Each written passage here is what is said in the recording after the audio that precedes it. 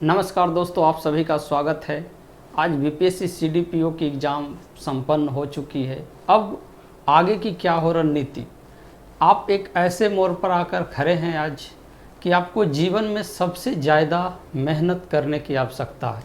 आपके पास CDPO exam की mains है, बीपीएससी 67 की प्री भी अभी नहीं हुई है और आगे सचिवालय सहायक की एग्ज़ाम।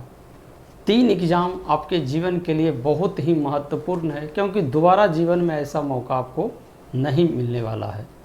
तो इसी को लेकर एक खास रणनीति के साथ मैं आप लोगों के समक्ष उपस्थित हुआ हूं और मैं इसमें आपको एक मार्गदर्शन देना चाहूँगा कि आपकी रणनीति क्या हो। देखिए, बीपीएससी 67 की परीक्षा जो रद्द हुई है, तो रद्द होने से नाराज़ बहुत लोग हुए होंगे, लेकिन आज मैं फील कर रहा हूँ रद्द होकर आपके लिए बहुत अच्छा हुआ है। क्यों?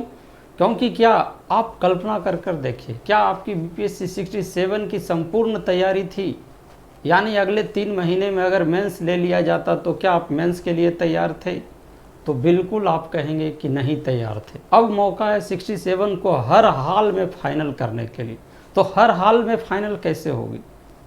आपको अब से अभी जैसी परिस्थिति आपके पास है कि आज से आपको कम से कम 12 घंटा पढ़ने की आवश्यकता होगी। अगर आप 12 घंटा से कम पढ़ते हैं तो आप अपने जीवन का सबसे बड़ा नुकसान उठाने को तैयार हैं। अगर आप यहाँ पे बहानेबाजी करते हैं तो फिर जीवन आपके साथ बहानेबाजी करेगी और आपका जीवन एक बहानेबाजी की तरह हो जाएगी। तो दोस्तों, इन्हीं सारी मुद्दों के लिए मैं आपके सामने एक खास रणनीति लेकर आया हूँ। तो देखिए, यहाँ पर बताया गया है कि कम से कम 12 घंटा पढ़ना होगा आपको।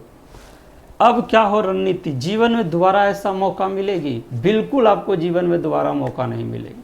अब यहाँ पर क्या है कि अधिकांश जो लोग बीपीएससी प्री या सीजीएल 3 बिहार एसएससी देने जा रहे हैं, तो अधिकांश लोग जो हैं बेरोजगार। अब यहाँ पर 2 तरह के लोगों की टक्कर होगी आपकी। एक वैसे छात्र जो सिर्फ यूपीएससी और बीपीएससी की तैयारी कर रहे हैं, तो वो सीडीपीओ की एग्ज़ाम आज जो हुई है उनके बाद उनकी अलग रणनीति होगी। और वैसे छात्र जो बेरोजगारी की इस महासागर में घूम रहे हैं, तो उन्हें के लिए है कि बीपीएससी, सीडीपीओ और बिहार एसएससी, एनटीपीसी, रेलवे, कुछ भी, बिहार दरोगा, कुछ भी मिल जाए तो उनके लिए क्या है, सोने पे सुहागा हो। तो 2 लोग आपको यहाँ पर मिलेंगे, 2 तरह के लोग यहाँ पर होंगे। एक जिनकी सिर्फ यूपीएससी और बीपीएससी एग्ज़ाम देना है, और एक जो इस बेरोजगारी के महासागर से बाहर निकलने वाले। तो देखिएगा, दोनों की अपनी अपनी रणनीति होगी, लेकिन मेरा ये जो रणनीति होगा वो दोनों के लिए सेम होगा कि दोनों को क्या करने की आवश्यकता है। तो चलिए देखते हैं। तो आप यहाँ पर देखेंगे कि आपके सामने सीडीपीओ मेंस एग्ज़ाम, बीपीएससी 67 की पीटी अभी होनी है, मेंस एग्ज़ाम और सीजीएल की पीटी एग्ज़ाम। यहाँ पे आप अपने आप को किस तरह से आगे लेकर चलते हैं कि तीनों एग्ज़ाम आपके कवर हो जाए। अब आपकी रणनीति होनी चाहिए कि तीनों एग्ज़ाम को हर हालत में पास करें। तो इसके लिए आपको कम से कम 12 घंटा पढ़ने की आवश्यकता होगी। अगर आप 12 घंटा नहीं पढ़ सकते हैं तो फिर किसी एक एग्ज़ाम को टारगेट करें और उसी में लगे रहें। लेकिन क्या है, कंपटीशन बहुत ज़्यादा है, बहुत ज़्यादा प्रतिस्पर्धा है। किसी एक नाव पर आज रहने की आवश्यकता नहीं है। आज आपको सभी ऑप्शन लेकर चलने होंगे। अगर आप ऑप्शन लेकर नहीं चलते हैं तो फिर इतना बड़ा मौका दोबारा जीवन में आपको नहीं मिलने वाला। अब हम बात करते हैं कि आपकी रणनीति क्या होनी चाहिए। तो सर्वप्रथम बात करते हैं सीडीपीओ एग्ज़ाम की रणनीति। अगर आपके 100 क्वेश्चन सही हो रहे हैं, किसी भी सोर्स से आप अगर मिलाए होंगे, तो आपको सीडीपीओ मेंस एग्ज़ाम की तैयारी शुरू कर देनी चाहिए। अब यहाँ पे देखते होंगे कि सीडीपीओ में ऑप्शनल और जीएस पेपर 1 और 2। तो यहाँ पे आपकी रणनीति होनी चाहिए कि सीडीपीओ की जो रिजल्ट आएगी, कम से कम 1.5 महीने रिजल्ट आने में है। तो आपकी रणनीति होनी चाहिए कि इन 1.5 महीनों में या तो ऑप्शनल पेपर को आप क्लियर कर लें, कवर कर लें, या जीएस पेपर 1 और 2 को कवर कर लें। क्योंकि अगर ये समय जो आगे आने वाले 1.5 महीने हैं, अगर इसे आप ऐसे ही बर्बाद कर देते हैं तो फिर ना तो ऑप्शनल आपकी तैयार होगी और ना ही आपकी जीएस पेपर 1 या 2। तो आपकी रणनीति होनी चाहिए कि ऑप्शनल पेपर को कवर कर लें या जीएस पेपर के अधिकांश पार्ट जो स्टैटिक हैं, जहां करंट का प्रभाव कम हो, उस पार्ट को आप कवर कर लें। क्योंकि रिजल्ट आने के बाद आपको बहुत कम समय मिलेंगे, क्योंकि उस समय आपकी बीपीएससी 67 की प्री भी होने वाली होगी और उसके बाद आपकी सीजीएल 3 की प्री भी होने वाली होगी। तो आपकी रणनीति होनी चाहिए कि इन 1.5 महीने में आप मेंस एग्ज़ाम की तैयारी शुरू कर दें, कम से कम ऑप्शनल तो ज़रूर शुरू कर दें। और जीएस में भी जो स्टैटिक हैं जैसे हिस्ट्री, स्टैटिक्स, ये सब पार्ट को, पॉलिटी, ये सब को एक बार ज़रूर पढ़ लें, ताकि जैसे ही आपकी प्री होती है सीडीपीओ तो मेंस एग्ज़ाम के लिए आपको सोचने की आवश्यकता ना पड़े। तो ये रणनीति के साथ आप अगले 1.5 महीने तैयारी को अपना अंजाम दें। इसके बाद बारी आती है बीपीएससी 67।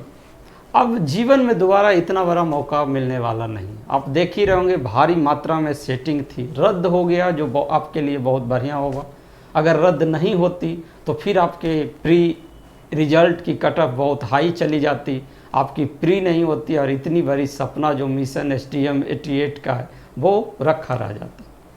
तो बीपीएससी 67 के लिए आपकी क्या रणनीति होनी चाहिए? तो मेरा मानना है कि अब सिर्फ प्री की तैयारी आप ना करें, प्री के साथ साथ मेंस की भी तैयारी करें और सीडीपीओ के जैसा ही रणनीति आप भी लगाएं।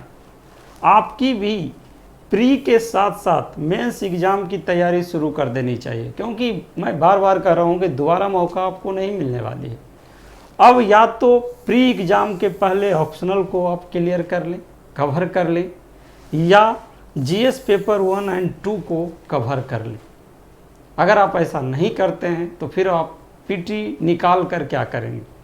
पीटी निकालने के बाद मुश्किल से आपको 3 से 4 महीने मौके मिलेंगे और उन 3-4 महीनों में आप अगर चाहेंगे कि मेंस एग्ज़ाम को कवर कर लें तो ये आपकी बेवकूफ़ी है और बहुत सारे लोग आपका इंतज़ार करेंगे। आपको भी लगेगा कि कोई ऐसा टीचर मिल जाए जो मुझे 3-4 महीनों में मेंस एग्ज़ाम निकलवा दे, और इसी का इंतज़ार सभी कोचिंग इंस्टीट्यूट वाले करते हैं कि आपको कैसे बेवकूफ़ बनाया जाए 3-4 महीनों के लिए।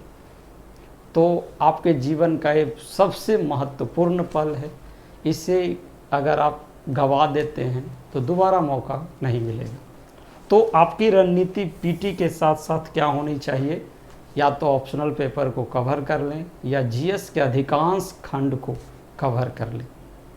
अब बारी आती है आपकी अगली एग्ज़ाम बीएसएससी सीजीएल 3। तो अगर आप इधर बीपीएससी सीडीपीओ दिए होंगे तो इसका जीएस सेक्शन आपको पढ़ने की उतनी आवश्यकता नहीं है, यानी जीएस सेक्शन आपकी क्या है, क्लियर है। इस दौरान यानी बीपीएससी 67 प्री तक आप क्या कर सकते हैं कि मैथ और रीजनिंग में से दोनों पार्ट को कम से कम कवर करने का प्रयास करें। अगर आप मैथ और रीजनिंग को पढ़ लेते हैं, क्योंकि अगर अभी से आप इसकी तैयारी नहीं करते हैं तो मैथ और रीजनिंग अंतिम समय में आपकी ठीक होने वाली नहीं। तो आज से ही मैथ और रीजनिंग कवर करने का प्रयास करना चाहिए आपको। इससे क्या होगा कि आपकी अगर मैथ और रीजनिंग पे थोड़ी भी पकड़ हो जाती है, जीएस आपकी बेहतर है ही, तो आप इस एग्ज़ाम के लिए भी अपने आप को क्या करेंगे, कॉन्फिडेंट रहेंगे कि अगर एग्ज़ाम हो जाती है 4-5 महीनों में तो आप निकाल सकते हैं प्री एग्ज़ाम को। तो ये समय आपके लिए बहुत ही कई कठिन समय है। कम से कम आपको 10 से 12 घंटे पढ़ने की आवश्यकता होगी। अगर आप नहीं पढ़ते हैं तो फिर ये 3 मौका जो आपके जीवन के हैं वो आप खो सकते हैं। तो सीडीपीओ की मेंस की भी तैयारी करनी है, बीपीएससी 67 प्री के साथ साथ मेंस की भी, और इधर बीएसएससी सीजीएल 3 की भी। अपने आप को रूटीन बना लें कि 1 घंटे मैथ ज़रूर पढ़ें, 1 घंटे रीजनिंग ज़रूर पढ़ें, कम से कम 3 घंटे मेंस एग्ज़ाम को मेंस एग्ज़ाम के लिए ज़रूर समय निकालें।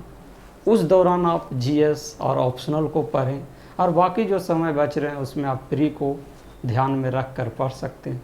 ऐसे प्री के लिए आप इतना पढ़े हुए हैं कि आप बोर भी हो रहे होंगे, और आप थोड़ा अपने माइंड को भी फ्रेशनेस देने के लिए मैथ, रीजनिंग और इधर मेंस एग्ज़ाम की तरफ अपने आप को कन्वर्ट कर सकते हैं। तो दोस्तों, आप इसी रणनीति के साथ आगे बढ़ें, ये आपके लिए बहुत ही महत्वपूर्ण है, और मैं भी नहीं चाहता हूँ कि इतनी बड़ी मौका आप जीवन में खो दें। तो चलिए मिलते हैं फिर आपको नए वीडियो के साथ। जय हिंद।